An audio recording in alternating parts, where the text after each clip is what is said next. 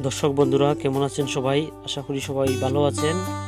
আপনারা জানেন যে আমি জাতীয় চিড়িয়াখানায় আছি মিরপুর ঢাকায়, এবং আমরা এখন শকুন প্রাণীটি কোথায় আছে সেটা খুঁজে বের করব। সেজন্য ম্যাপ থেকে আগেই দেখে নিলাম, তারপর আমরা আমাদের ওয়েটা খুঁজে বের করলাম, অর্থাৎ রাস্তাটা খুঁজে বের করলাম, এবং সেই অনুযায়ী আমরা হাঁটতে থাকলাম।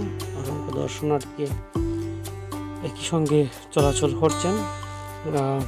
আমরাও শকুন প্রাণীটি কোথায় রাখা আছে সেটি খুঁজে বেরিয়ে পড়লাম। যাই হোক, অনেক খোঁজাখুঁজির পরে আমরা প্রায় শকুনের কাছার সামনে চলে এলাম। বাংলা শকুন বলতে আমাদের দেশি প্রজাতির যেসব শকুন আছে সেই শকুনগুলোকে এখানে রাখা হয়েছে, কয়েকটি শকুনকে।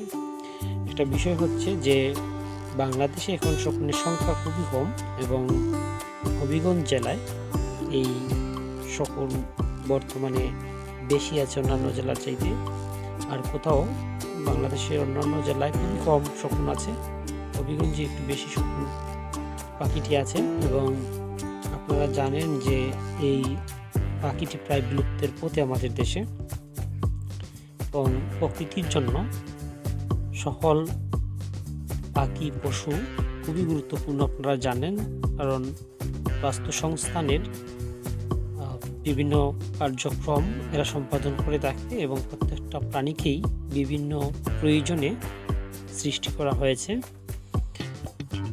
তো আমরা এ পর্যায়ে শকুন প্রাণীটি সম্পর্কে কিছু তথ্য এই খাঁচার সামনে ছিল, সেখান থেকে জেনে নিলাম। এবং আপনারা দেখতে পাচ্ছেন শকুন, অনেকগুলো শকুন বসে আছে উপরে, এবং আপনারা দেখছেন যে এই শকুনগুলো ভিন্ন ভিন্ন প্রজাতির।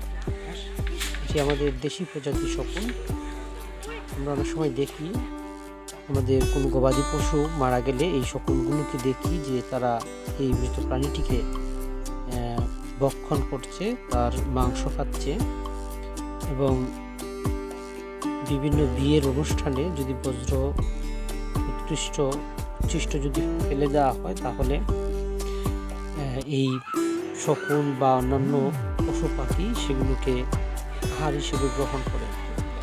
এবং বন্ধুরা, আপনারা জানেন যে প্রকৃতিতে সকল প্রাণীর উপস্থিতি আমাদের জন্য অত্যন্ত গুরুত্বপূর্ণ, এবং কেবলমাত্র পৃথিবীতেই কম বেশি সকল প্রাণীর অস্তিত্ব টিকিয়ে রাখা সম্ভব যদি বাস্তুসংস্থান ঠিকমতো কার্যকরী ভূমিকা পালন করে থাকে এবং কার্যকর থাকে।